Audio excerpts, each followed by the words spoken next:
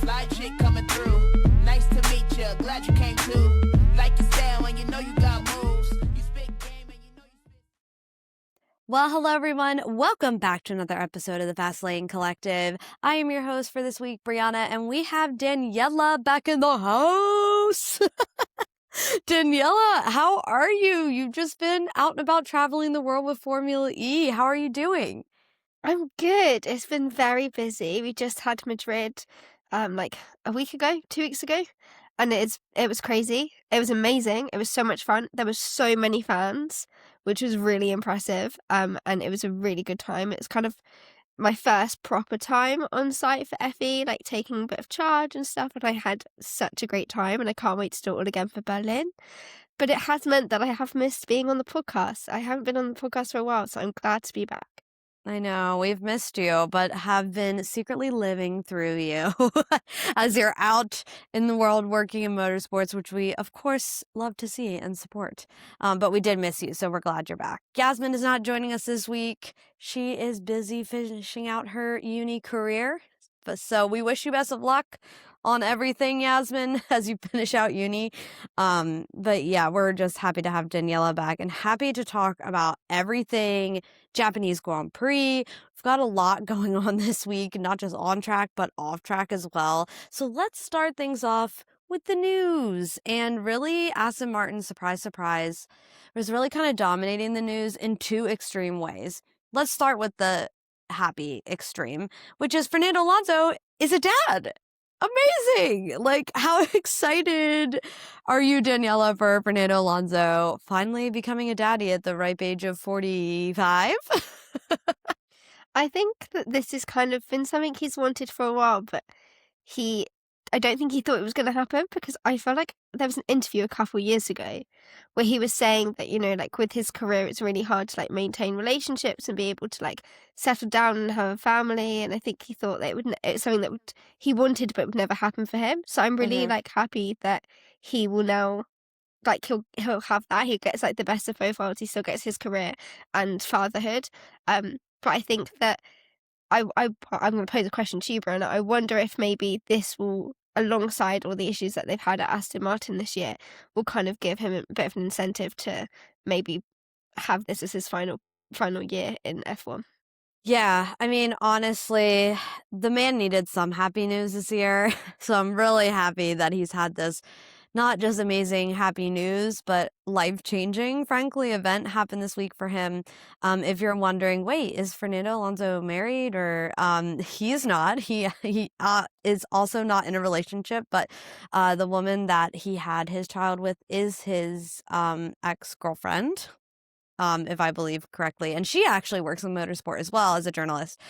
So two motorsports parents. I'm sure that kid will be brought up in the motorsports world as well. But going back to your question, Daniella, I mean, I think it's possible with how horrible this year has gone. Also, Fernando Alonso, he's 44, correction, not 45. Sorry, Fernando. He's kind of at the end of his career, at least in Formula One, at least. And I could definitely see, if this season continues the way it is, him kind of packing it in and saying, you know what, I've got something else more important in my life at the moment. And I think instead of wasting time here with this team that's not going anywhere, frankly, at the moment, I'm going to maybe, put down my racing helmet and spend some time with my firstborn child, which I think would be a great way to honestly end your career and start kind of this new chapter in your life, which would be really, really great. But yeah, we're so happy for him. Happy to hear baby and mom are doing great as well. We love all these new additions to the F1 family. Last year it was Max Verstappen's daughter being born, and now we have Fernando Alonso's child. So pretty cool stuff going on in the F1, off the F1 track, I guess you could say. On the other extreme side, when it comes to Aston Martin, I mean, just pure chaos. It was announced last week that Adrian Newey was going to be no longer the team principal role holder at Aston Martin, and he would be kind of stepping away from that team principal role, but to focus strictly on the engineering and the build of the car, which personally makes sense to me. Because Adrian Newey, as amazing as he is, the one thing that he's an expert at is building a car, and I think taking him away from that by all those little team principal responsibilities seems smart right now. Just have him focus directly on the car. Daniela, what do you think this kind of switch around here with Adrian Newey? We weren't even into the third race of the season when this was announced. What do you think this is signaling from Aston Martin, and what's kind of going on internally over there? I fear that part of it is he became like the front and the name face of Aston Martin. He's such a big name in the sport because of the success that he has had. And I think that he got a lot of slack for kind of what was happening, even though it wasn't his fault. It was mostly based on Honda and the engine. And I think that's going to take a toll on you if you are getting a lot of hate because you have a really awful car that is not performing at all. It's not even lasting a full race. And I wonder if that kind of became part of his decision to step back. I don't know if it's rightly so. Like, this was actually a question I had for you, Brianna, which you can come back to in a second. But, like, is it fair that Adrian Newey was the one getting kind of all of the hate and kind of being, like, the face of Aston Martin's downfall? Or is that just what you have to face when you are a team principal? Is that just part of your role? And I think this is an interesting, like, debate here, because there's kind of a similar debate over in Formula E at the moment with I'm sorry to change subjects completely here, but the Formula E drivers sent a letter to the race director talking about, like, the penalties that have been given out, or the lack of penalties given out. And because the race director is, like, the face of it all, he was the one that got all the slack, but really should have gone to the stewards rather than him. Like, that was a whole debate, and that made me think of this in the same way. Like, should it have been all targeted at Adrian Newey or not? But does that just come with it because you are kind of the face of it, that then you're the one that gets the blame? And I think that maybe this also was a role that Adrian Newey isn't necessarily, like, designed for. Like, he comes from the engineering aspect of motorsport. He's created some incredible cars in his time. Do we think that maybe he just didn't have the right skill set for being a team principal? And that's completely fair enough if that's not his strength. Like, we all know that his strength is building and designing those cars. Does he think, like, maybe that's where he needed to stay, and that this was a step actually in the wrong direction for him in terms of career progression, even though on paper it sounds like such a good gig, like being a team principal of a Formula One team? But was it actually not the right gig for him? Should he have gone somewhere else? I have no idea if I answered your question, and I won't lie, I actually can't remember what your question was. No, I think you answered it honestly perfectly. I think I agree with you that Adrian Newey, his skill set lives within being, a car designer, an engineer. And to be honest with you, I don't know if he 100% wanted the team principal title. You're right. If you are a team principal, you're kind of the buck stops with you, even if, like, technically you had nothing to do with it. You're the face of the team, so you're going to be the one who's going to get a lot of the hate, at least coming from media standpoints. Not that I don't think that Adrian Newey couldn't handle that. I think Adrian Newey is very much a no-nonsense guy. And he was like, yeah, you know what? I don't need to be dealing with this. What needs to be focused on right now is the car. And being team principal also comes with a lot of responsibilities. And I don't think he really saw much sense in why, he should be taking part in those responsibilities. So honestly, I agree with Adrian Newey stepping down from that role and just focusing on the car and doing what he loves. Not that he didn't love being a team principal, but I just don't think it was really 100% what he thought it was going to be. And really, I think in the end of the day, realized, you know what, I need to focus on the car. That's what I'm good at. And all this other team principal responsibility stuff is taking away from me focusing on the car. And obviously right now with where they're at, the car needs to be focused on, like, 24 hours a day, 7 days a week. So I agree with the shift it makes sense to me. Now, obviously, the wrench that's kind of been thrown in here, it was also announced just a couple days after this announcement that Jonathan Wheatley over at Audi was stepping down as team principal, and Mattia Binotto was taking that role. Now, there's been a lot of rumblings about these two not getting along, that their leadership style is very, very different, and that was causing a lot of butting heads between the two of them, and that the real reason that Jonathan is stepping down is because of that conflict with Mattia Binotto.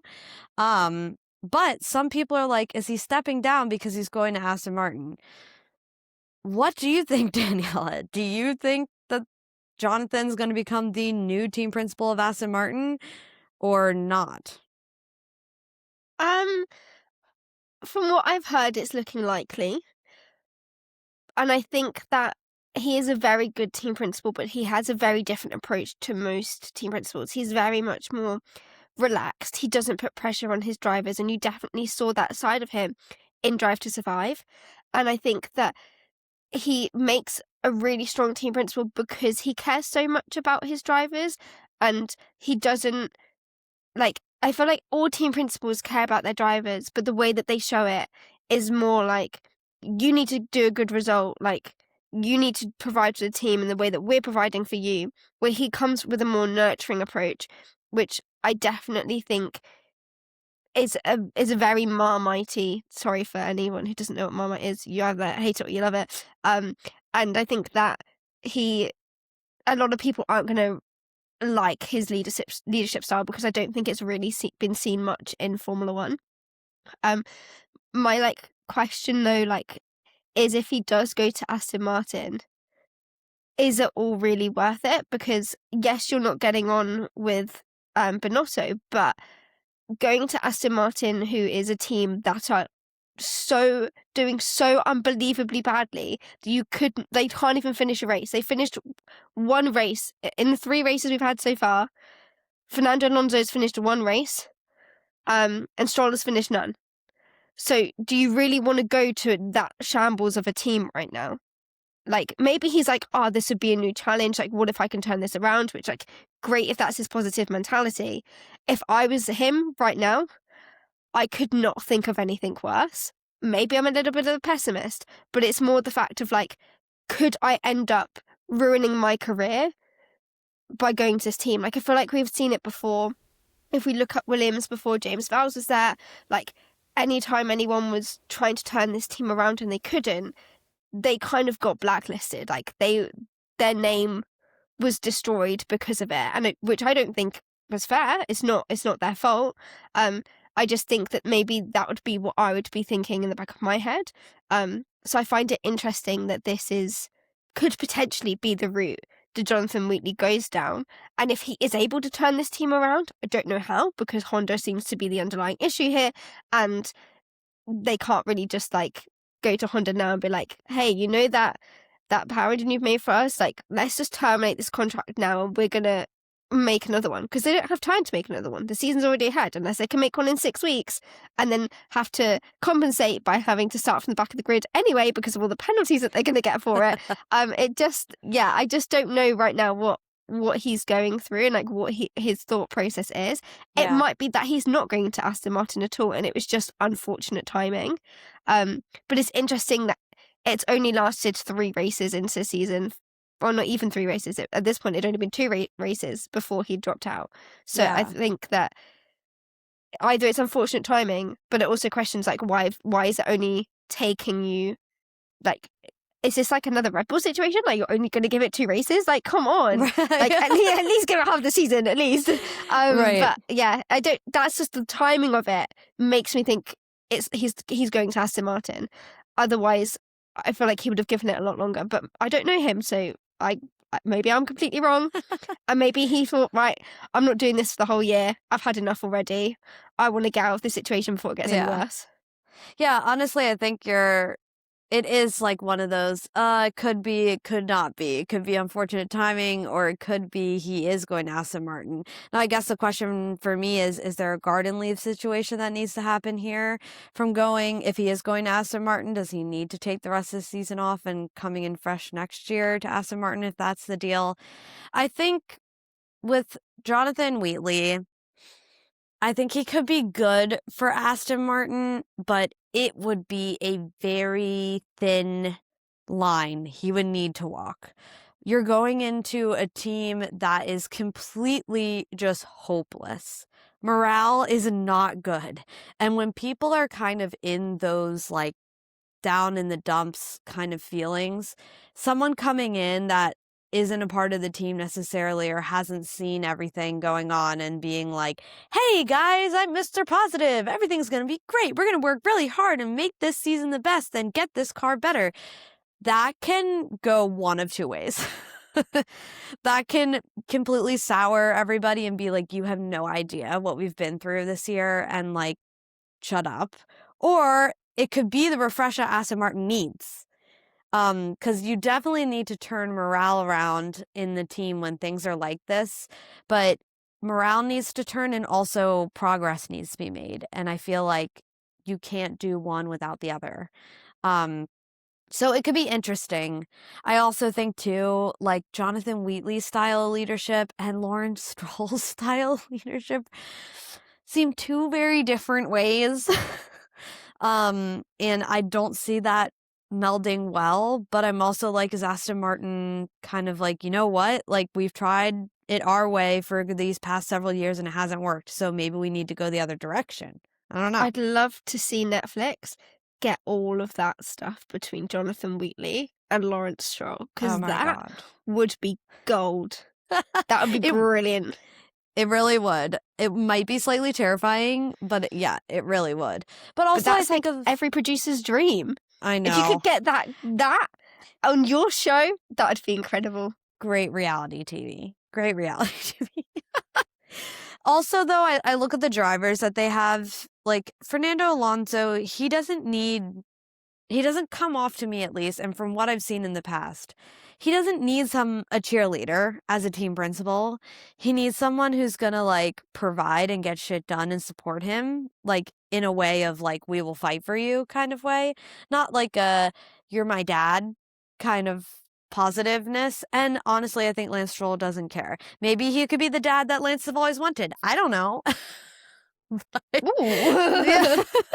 Jonathan Wheatley, yeah, maybe he will, fill that hole for Lance Stroll when it comes to a loving and supportive father.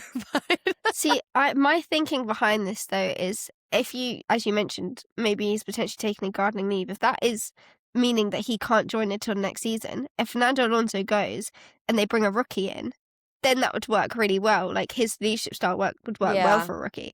It won't work well for a two-time world champion who's been in the sport longer than I have been alive. That is actually factual. He was in F1 before I was born. Crazy. So I think that maybe that is their thinking behind it. Even if they bring him in this season, and necessarily he's not going to, like, he might not necessarily work well alongside Alonso, and as you said, I really don't think Lance cares. I think anyone could be the team principal at Aston Martin, and he just wouldn't care. Right. So I think that it could be just more so in preparation of kind of the future of Aston Martin and what rookies they bring in and what drivers that they bring in, rather than it being just about this season and working with Alonso and Stroll. Right. Yeah. Those are great points. I think that makes a lot of sense as well. If he were to join Aston Martin, like how he would come in and how his role would play in and when. So yeah, still a big question mark around Jonathan Wheatley and his future, whether in F1 or somewhere else. And a big question mark as to what Aston Martin's going to do with that team principal seat, if they're going to fill it with him or someone else. They came out with a statement basically being like, we're different. We do things differently. So everyone stopped freaking out. And I was like, yeah, you guys do things differently, like design a car that doesn't work. We know. So It just felt like a very sassy press release from Aston Martin. But yeah, we'll see what happens. And we'll keep you updated if any news surfaces on any of those little tidbits there with Jonathan Wheatley and Aston Martin. Before we get into the race, really quick, a quick message from our sponsor. Really quick, guys, I want to talk about our sponsor, which I'm so proud to be the owner of, which is Grand Prix Girl. If you didn't know, Grand Prix Girl really started with a simple frustration. It's me and my mom. We've loved F1 for so long, but we couldn't find merchandise made for women, which kind of blew our minds, seeing that women make up now over 43% of the F1 fan base. So we decided to make our own. Yes, that's right. We went into business together and we started making our own F1 merch. The brand is called Grand Prix Girl. Grand Prix Girl offers jewelry in race day style designs exclusively for female F1 fans. We keep you guys top of mind every time we are designing something, and our brand is truly all around female Formula One and motorsports fans. You can shop our best-selling products like our paddock pendant and even our new double stack bracelets that just came out at grandprixgirl.com. You can find us on Instagram and TikTok as well at Grand Prix Girl, and we hope you come join us over in our community. We are really proud to sponsor this podcast, and we are so, so proud and honored to bring you merch made for female fans. So again, go check us out at grandprixgirl.com, and back to the podcast. All right, let's dive into the race. Japan is one of my favorite circuits on the calendar. Suzuka is just something special. I don't know how to explain it. It just has this special kind of sparkle to it. And all kinds of things can happen at Suzuka. Obviously, coming to this track, I always think of Jules Bianchi at this track. So it does have a little bit of a bittersweet thing. But this is also a track that is loved by a lot of drivers as well. And we had some rookies having their first time on this track this weekend. So a little bit of extra unpredictability. We're here for that. But let's get into the Kimi Antonelli of it all, because honestly, well done. I am clapping for Kimi. Kimi got his second pole of the season. He also became the youngest, well, technically, teenager to first ever hold the lead of the Drivers' Championship. Just amazing watching him these past two races. You can see the confidence brewing. How do you think, Daniela, these two weekends have just impacted Kimi and how we've seen that play out on track? I definitely think it's a confidence boost. It's already hard when you've got a lot of expectations on you. Like, he had that last season as well, because when Mercedes announced that he would be replacing Lewis Hamilton, there was obviously a lot of discourse online, in the media, etc., and people were not happy. They did not think he was ready. And I will put my hands up and say that I was apprehensive about Kimi joining Mercedes. I felt like he hadn't done enough for me in F2. I thought maybe he'd be better off if he was going to go straight out of F2 into F1. I think that he could have started at a lower team. And obviously now I retract all of those statements, because I have been so impressed by him this season. In particular, like, obviously last season he did a really good job as well, but this season being able to consistently take home good results, like outperform in qualifying, like against George Russell, and then also in the races, because obviously he's had 2 pole positions and 2 race wins. I think that, he's on for some really great success, and I think he's definitely going to be fighting for that championship when we come to the end of the season. And I think that he's probably thinking, well, to all of you who doubted me, look at me now. And I think Mercedes and Toto also have that approach of, like, you all thought he couldn't do it, but look at him now, leading the championship, the youngest championship leader ever. Like, imagine saying that to all of us 2 years ago when his name was being thrown around about replacing Lewis. I don't think anyone would have thought that this is what his future was going to look like.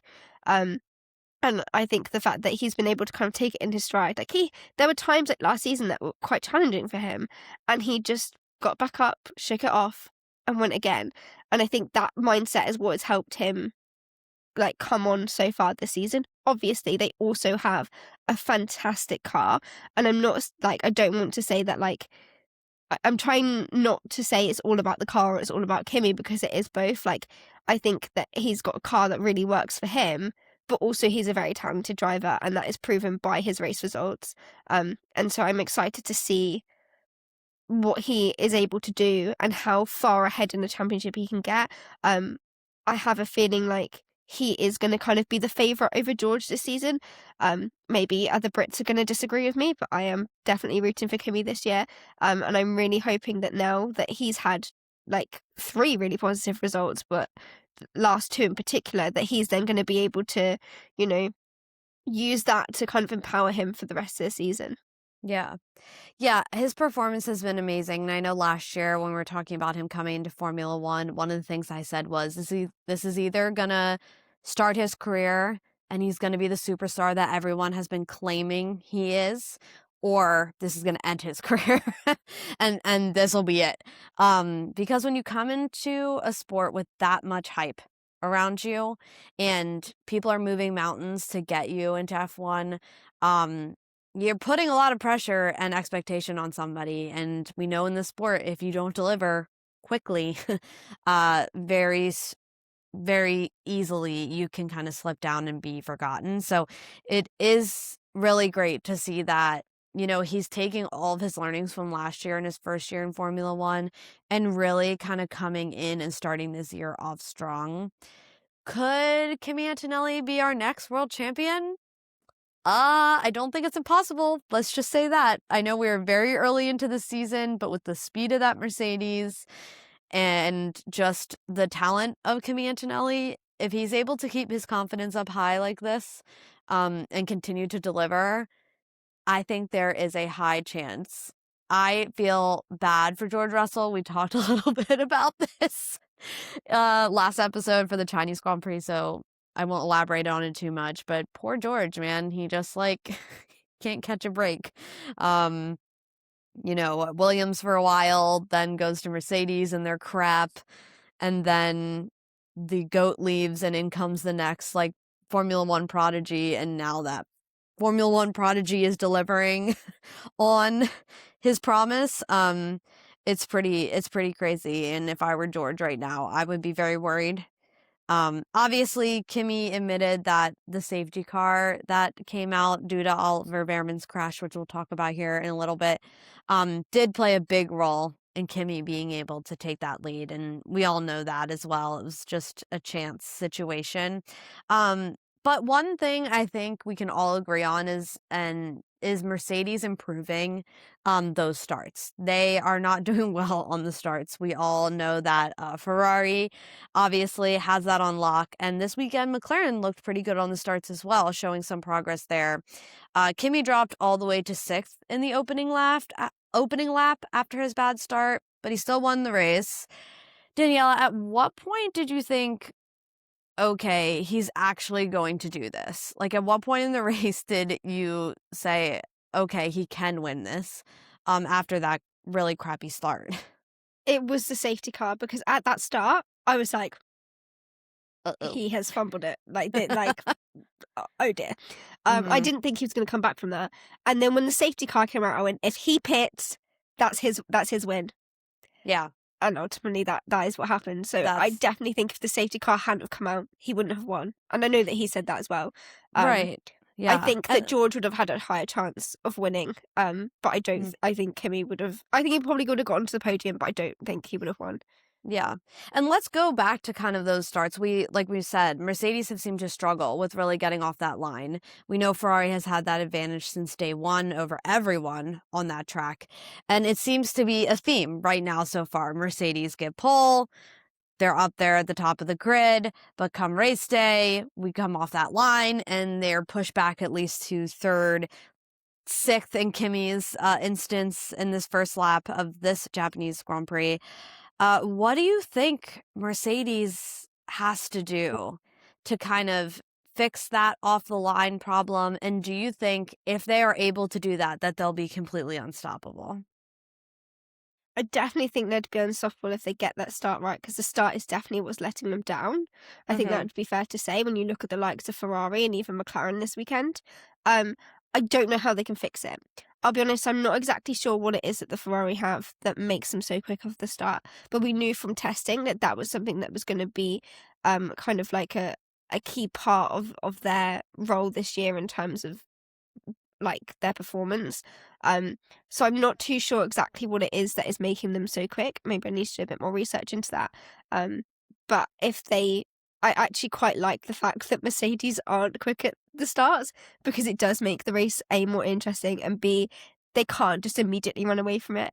We've seen with like, especially with Australia and China, that as soon as Mercedes are off the launch, you've got Ferrari that literally just come up behind them and overtake them and go straight into lead. And then you see like a little bit of a battle between them in those first few laps. And I quite enjoy that we don't fully know what's going to happen or who's going to win the race from those early laps, where in previous seasons, pretty much whoever was on pole was going to win the race. So I'm liking Yeah. the fact that we don't know that like that for sure. Now, ultimately it ends up being true because Kimi has been on pole for the last few races and has gone on to win them. But we have that little apprehension at the start of like, he's dropped to sixth. Like, is he going to make these positions back up? No, yes, the car is very quick.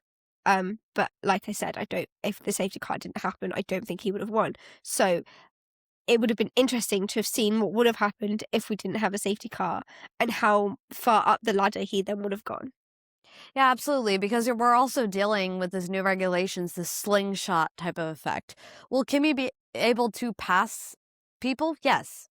Yes, we know this, but will he be able to do it successfully and hold it is the question, I think, that we're more asking nowadays. We know they'll be able to pass each other, but will they be able to hold that position and get enough gap to go overtake the next person? And I think that's what's making this very interesting. But like you said, they've been historically over these past 3 races be able to climb back up at least to that top 3 somewhere. And I agree with you as well. If the safety car didn't happen, I don't think Kimi would have won either. Oh, sorry. Oh my gosh. That was a big yawn. Apologies, everyone. Apparently I didn't sleep very well last night. But on the topic of the safety car, obviously, Russell, oh man, that just was bad luck again for George Russell. There's nothing you can do about it. And obviously he was really vocal, on the radio about that safety car, but that's F1. It is what it is. Sometimes you get that call really great and sometimes you don't. And it just happened to be that the crash happened like 1.3 seconds after George Russell got back on track, which I was like, oh, that sucks. But it happens in this sport. Russell mentioned that Mercedes rivals are starting to like optimize their cars and close that gap a little bit when it comes to straight line speed, like the Ferraris and the McLarens specifically. Do you think if Mercedes is unable to really kind of address that off the line start issue, if the likes of Ferrari and McLaren can close that gap when it comes to on-track speed, that we could really start to see a bigger battle for this championship this year? Yeah, I think that we're only 3 races into the season and that these teams have definitely got more upgrades to bring. And we're also still in that teething period of figuring out the regulations. And as like we'll come on to with like Ollie's crash, like there is still a lot of things that are up in the air. But I think by the time we reach the halfway point, I imagine that gap will definitely have slimmed down, and I think we'll see multiple race winners. Obviously, right now we've only seen 2, and I think that Mercedes definitely are the ones dominating, and I predicted this before the season, so I'm quite glad that my prediction was correct. I don't think I ever said it on the podcast though, because we didn't do like our usual like predictions that we normally do, but my like gut feeling was that like Mercedes were going to be the ones to watch. And I predicted the podium. I haven't been on the podcast for so long that I didn't say this either. I predicted the podium for Australia, like before the weekend even started, and I got it right, and I was so proud of myself. As you should.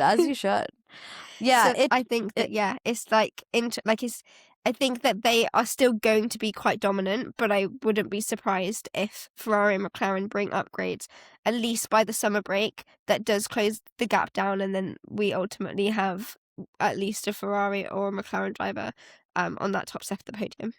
Yeah, and you mentioned the summer break, but something unique that is happening right now because of the cancellation of Abu Dhabi and the 2 races in April in Saudi Arabia, obviously.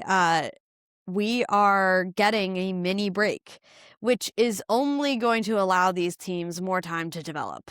Honestly, I think a lot of these teams were pretty happy about these races being canceled for two reasons: less races to do, less travel, less running around. But two, more time to take their findings from these first three races and really do some heavy development. I'm kind of excited to see what happens when they come back from this like mini summer break or spring break, I guess we can call it, because I'm expecting to see like some pretty large upgrades. I know Cadillac kind of hinted at the fact that they have big upgrades coming for Miami at least, and I think we're going to see a lot more teams come with upgrades for Miami. So we might be seeing things come down the pipeline for a lot of these teams maybe earlier than we normally are used to because of this block of time that we're getting. So development is key, and especially when it seems like we just mentioned, Mercedes, it's the off the line speed that they need to fix. With like Ferrari and McLaren that are closely behind, it's that straight line during the race speed that they need to fix. And that, if they can nail that, it could be dangerous. The only thing I'm thinking about is like, have only had 3 races, and I think that like obviously they have got a lot of data, but I think if we were like looking at like 5 or 6 races, I think they would have more to work with to be able to then figure out exactly where the problems are and why they've got these problems and how they're going to rectify them. And I also think if like testing was available during this break, I think that could really benefit a lot of teams, especially for understanding these regulations and looking at the safety side of it and getting the FIA involved. I think that would have been a really good use of this time that we have now in between Japan and Miami. I think that if we had some testing, it would ultimately benefit the sport. I don't know if that is something that might get announced, but I think it could be quite crucial right now, especially if they're looking at upgrades, because they could then see, like, have more time and like longer days to figure out what like exactly where the problems are and how they could like rectify them, rather than just having to go off of just like the races that have already happened. Because I think that although 3 is a good number, like we haven't really had many like different track temperatures, like weather changes. We haven't seen like, obviously all 3 tracks have been different, but again I feel like we go to like street circuits and like we just don't know how these cars are going to react to that. So I feel like there isn't like they haven't got loads of data to work with for different variables is what I'm trying to say. Yeah. No, agree. Yeah, I'm sure they would all love a little bit more diverse data when it comes to situations, but I think we'll still see some interesting developments come out of this small little break, which makes this season even more interesting because this is very abnormal that we're missing these 2 races and also just like this large stint of time this early in the season. So it'll be really interesting. I think one team that's probably really happy about going into this break, for 2 different reasons, but that would be McLaren. McLaren finally got their first podium 2026 with Oscar Piastri this weekend. That man was able to start the race weekend and finish it. Thank the Lord. He crossed the finish line completely intact. Honestly, I was happy that he got that podium and kind of got that win because he so needed it. But honestly, I wasn't happy with him crossing the line at any point. Like, I just wanted Oscar Piastri to finish a race. Do you think with kind of the improvements that we saw this weekend from McLaren, and also the win with Oscar Piastri, do you think that kind of threw a little bit of uncertainty in the mix? I feel like we've been talking a lot these first 2 races about Ferrari, Mercedes, and McLaren's kind of been hanging out in the back, not too close, not too far. But this weekend they seem to make quite a bit of progress. What do you predict for McLaren, and do you think this kind of is another little needle in Mercedes and Ferrari's side with the progress they've seemed to make? I feel like it's really hard to talk about McLaren right now because, like, obviously Oscar did not start in Melbourne, so we only could go off of what Lando's performance was. Neither of them started in China, and it's the first time that both of them have started in Japan. So I feel like there isn't that much to go off of, but I would say that they are definitely going to be fighting the Ferraris and the Mercedes. And that's why I think that McLaren, they're a team that definitely would be like, "Oh, wish we kind of had a little bit more data, because we've only got 2 races for Lando and 1 for Oscar to go off of, which isn't a lot of data compared to the other teams who have been able to compete in all 3 races. But I think this weekend has taught us that, despite the kind of poor start that they've had, mostly with the fact that they didn't start, is that now they are proving that, they are kind of where they need to be in order to kind of eventually progress and win races this season. So I would say that they are ones to look for, and I think they're going to be working really hard in these 5 weeks to come up with a plan to be more consistent and to, I don't know, like if it's really like reliability issues, but like kind of iron out those kinks in order to then have the best rest of the season that they can have, and kind of put behind them what happened in Australia and China, and hopefully go on to win races. Yeah, it's been very surprising to see McLaren start off what felt like on the back foot a bit this season. I think everyone just expected them to come off strong with how strong they were last year, and obviously being constructors and drivers' championship holders for 2025. I think everyone just kind of expected them to be better. So hopefully they can turn things around. I will say in the race, for me, the moment that I was like, there they are for McLaren, was Oscar being able to hold Russell back for around 22 laps before the safety car. Do you think if that safety car wouldn't have happened, that we might have seen Piastri on the podium this weekend? I think that it was very, like, a big possibility, but I do think that George would eventually have caught him up. I think we could have seen them two, like, properly battling it out to the end, which would have been very interesting. So I'm kind of sad that we didn't get that, but also, like, I am happy for Kimi. Yeah, I think it's definitely a big possibility. I just don't know how much longer he could have held Russell off for. Yeah, it's true. I guess we'll never know. But that was definitely a moment in the race that I was like, oh, hey, there's some competitiveness from McLaren, because we haven't really seen them up there fighting with the people at the top, and watching them get off that line as quick as they did this weekend, and then Oscar up there and holding Russell back for a decent amount of laps.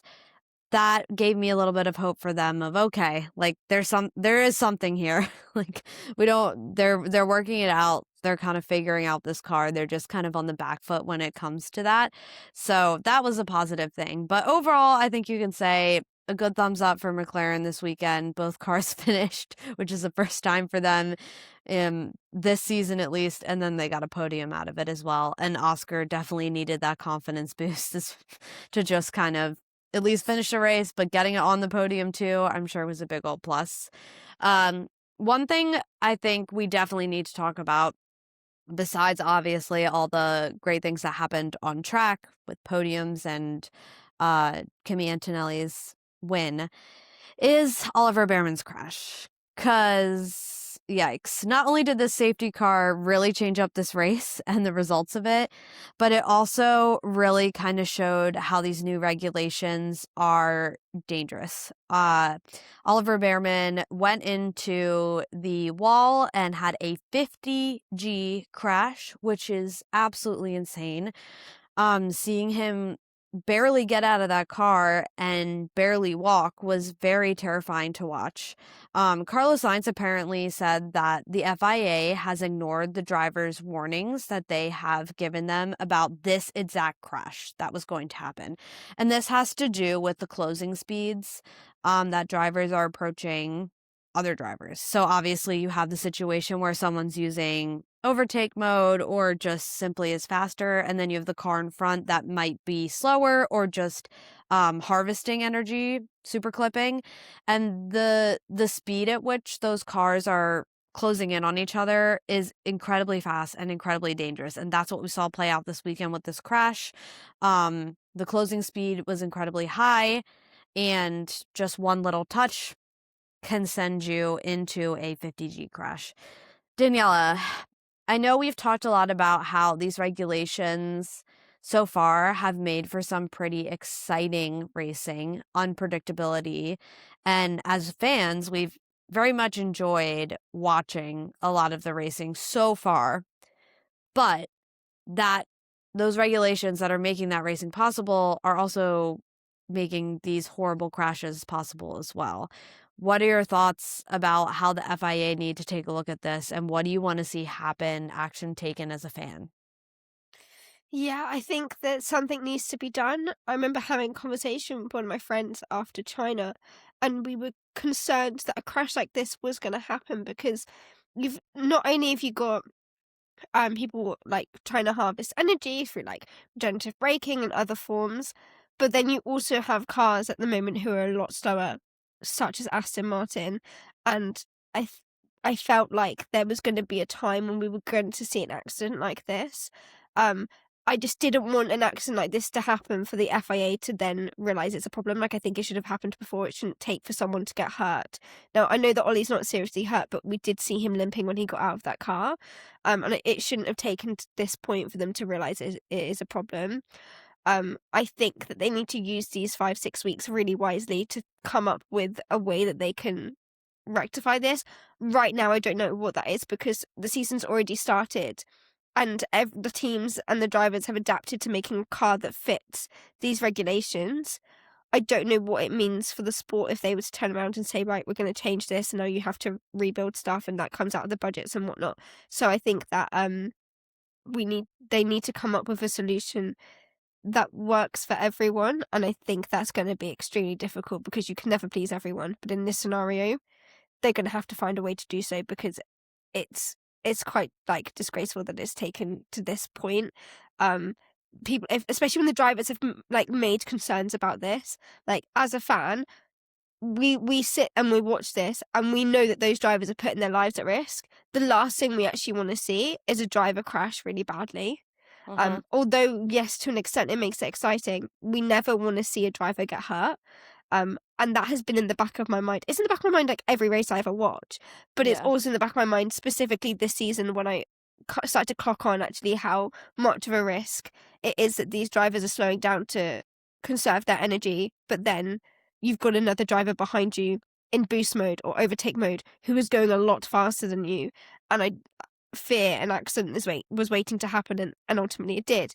And I remember thinking this a lot during China and watching Lewis and George battle it out because George is someone who I've noticed will use up a lot of energy very quickly, and then so he'll overtake. So, for example, he was overtaking Lewis, would use up a lot of energy to make that overtake, and then he would have to conserve energy by slowing down, and then he would then get immediately overtaken by Lewis, and that's when I started to realize this could go very badly because of how slow George is now having to go, and that's why he's immediately getting overtaken. And if I could see that, then surely the FIA could see that. You know, Yeah. like I'm not out there looking all the time at the regulations or looking out for safety, but that is what the FIA are there to do. So they should have clocked onto this a lot sooner and take action immediately. Yeah, I think the FIA has definitely clocked onto it a lot sooner. I think they've known that this could be a problem this entire time.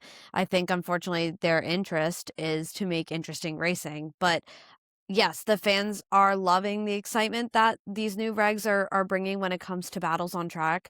But we are not loving when new regulations could possibly put a driver on death's doorstep. Let's be real. Having to watch Oliver Bearman come out of a car and limp and have to sit down. And also you wonder as well, 50 Gs, like your body is obviously not meant to withstand 50 Gs, and there has to be some kind of brain injury. I hope not. I know they haven't said. They said that he's okay. Obviously, he's been cleared by the medical team and he only has like a knee contusion. But I mean, for that crash, thank God it's only a knee contusion. But still, that crash should have never happened if this if this type of concern was addressed, and the drivers have been addressing it and talking about it. Like Carlos Sainz said, he basically said they ignored us and they're like, no, the racing's interesting. We like this and we're keeping it. So I hope that the FIA can take some action and at least improve this, if not fix it entirely. And I agree with you, Daniela. It shouldn't take somebody to crash for them to address it. They've known about it. There's no excuse for it. So we're just glad Oliver Behrman is okay, honestly. And we're so sorry that he had to be like the guinea pig in this process. It shouldn't have been that way, but we are just so happy that he is okay. And was able to walk away from that crash with very minimal injuries, because honestly, it could have been way, way worse. So yeah, FIA, come on. Get it together. Listen to your drivers. They do know a thing or two. I don't know. They're only the ones risking their lives out there every day for your paycheck. So just a thought. Just a thought. Let's see. Before we close out this episode, there was just so much going on this week, honestly. I feel like I need a little mini spring break now just to digest everything that is gone on. I think there are just some kind of honorable mentions / people I want to talk about really quickly before we wrap up.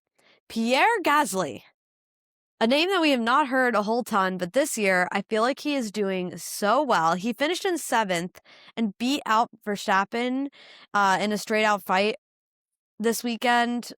Like, are we sleeping on Alpine or just Pierre Gasly, or or is Red Bull that bad? Like, what are your thoughts on this? Because Alpine haven't been up to snuff for the past couple of years, but Pierre Gasly being able to get a 7th place finish, points, and beat Verstappen, not bad. Yeah, I think that we have been sleeping on Pierre this season so far. I think that Alpine have had a little bit of a turnaround. Like, I could only speak bad things about Alpine last season, and I did openly on this podcast. But I'm like kind of reviewing this year and being like, maybe I'm being a bit harsh, because actually Pierre is like really pulling through. And then in terms of Red Bull, when we saw the first race of the season and Max crashed out in Australia in qualifying, and he then was starting at the bottom, and we were like, is this going to be like another like Max dominance where he just comes through the field? And he did do that. So I was like, okay, maybe like they're not washed in the way that we thought they were. But then I would say since Australia, they've been quite average. And I was like, oh, okay, maybe I had got it wrong, because they haven't really done anything that outstanding since. And everyone was saying like they're still going to be up there, and it's going to be like a 4-way battle. You're going to have Mercedes, Ferrari, McLaren, and Red Bull. But I feel like it's Mercedes, Ferrari, McLaren. But where's Red Bull? Yeah. It's definitely, there are a lot of questions around Red Bull's performance and whether the combination of their lack of performance and the regulations, would Max Verstappen be leaving the sport earlier than we expected? We've talked about this, not even just this year, last year. I feel like this is always a question in the air, but I think it's more because of how vocal Max has been about how much he's hated these new regulations. And if I do recall, before the season started, last year actually, I was like, if these regulations aren't what Max wants and Red Bull is not giving him what he needs to perform, I could see him leaving the sport. And also seeing him race at the Nürburgring, and he has a daughter, and he said life is good right now when it comes to off track things. Like, I see it being more of a possibility that maybe we could not see him return for 2027. I agree with that. And I think that one of the things that Max is doing wrong this year is he went into this with such a negative mindset. He'd already made up his mind before testing even began that he was not going to like these regulations. He did testing. He said that it's Formula E on steroids. And he'd made up his mind that this was not going to be for him. Fair. Okay, not everything is going to suit your style. And F1 is evolving and people don't like it. And I understand why. However, with the way that F1 views things is that they want it to be road relevant. To bring in the likes of Audi, for example. who want to come into F1, but they also want to make it relevant to their branding. So ultimately, we're now in a hybrid era that's almost 50-50, and there are some drivers on this grid who are very much against it. I understand. People say it's not racing, it's not Formula One. However, I think that this is the future of motorsport. It is going to head down more of the electric route. As someone who is very passionate about Formula E and also works on Formula E, so I am biased, I do think that the drivers are setting themselves up to fail because they do not care. They aren't willing to learn, and that is the problem. There's a problem that's been going on, actually, I feel like, for this whole generation. If we go back to, like, the 90s, those drivers would be with their engineers, learning, talking, understanding how their car works, like staying really late with them to really understand every single element of their car. And you don't see that nowadays. It is so rare that drivers will be in their garages having these conversations and staying late and that. Like, Schumacher was someone who would do that consistently, and I feel like these drivers don't do it. And I think, especially now with these regulations, they could be learning a lot more, and I think that they fundamentally don't know enough. And I think that it's on them to rectify that.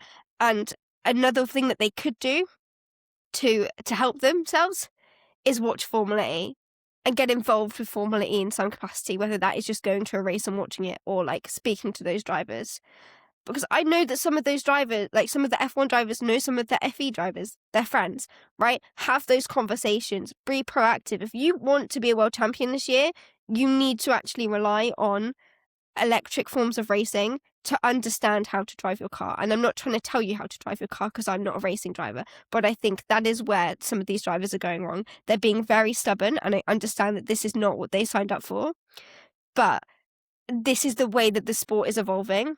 And there's not, you screaming and shouting about it and calling it Formula E on steroids is not going to change that. Like, I understand that, like, F1 drivers are, like, the face of it all. They're the top of the game. But even they're not going to be the ones to be able to change this, because this is, like, a global thing. It is about the earth, and people are trying to change that and make it a better place, which I don't know if is fully working at the moment, but, you know, we are, like, trying to be a bit more sustainable, and that is the way that motorsport is heading, whether these drivers like it or not. Yeah, I agree with you. Like, if we look how drivers learned and were so integrated, not just with their team, but with their engineers, with the car, like, heads down the whole time. They didn't just show up and drive and leave. They were integrated in every part and knew every part of that car and understood it. And I think that's where a lot of these drivers have gotten away from. I remember at the beginning of the season, Lewis Hamilton made a comment about he feels like he had to go back to school. And it's like, yeah. Like, I don't, like, they were all seeming like it was a bad thing. And I understand change is difficult, and especially when it's your livelihood, how you can be resistant to change. And also kind of be like, you hired me to drive, not, like, learn a whole new thing. I get it.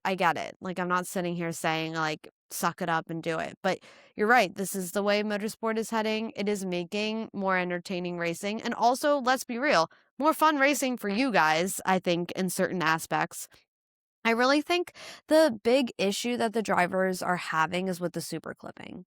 Like, when you hear them complaining, it's not so much about strategizing. It's about that they can't go flat out when they need to go flat out. And that I understand.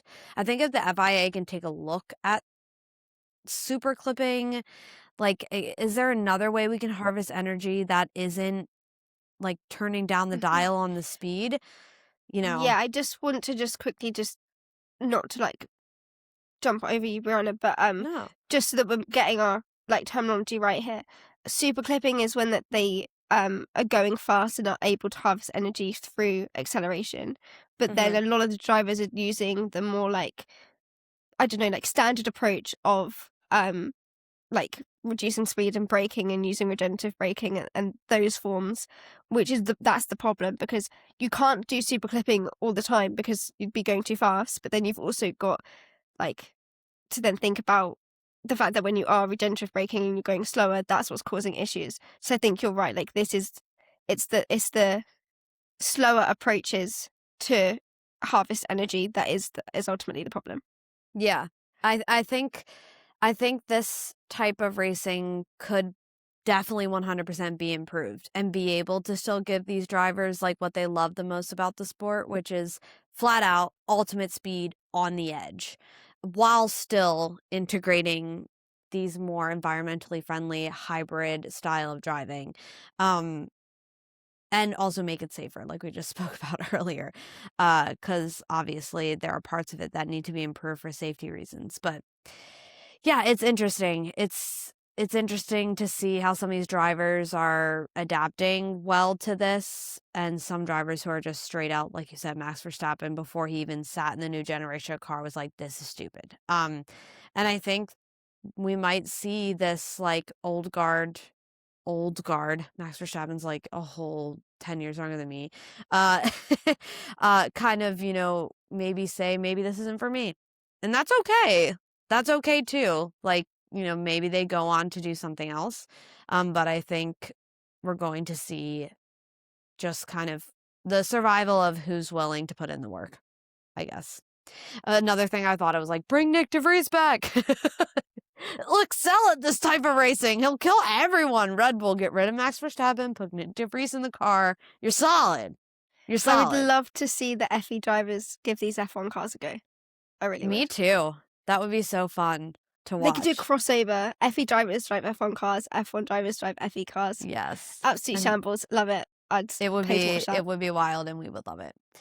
But yeah, so that's all we got for you today for the Chinese Grand Prix recap. Thanks again for joining us. As always, make sure to like, comment, and subscribe to the podcast. You can listen to us over on Spotify. Make sure you subscribe so you don't miss a single episode. And we're also over on YouTube as well.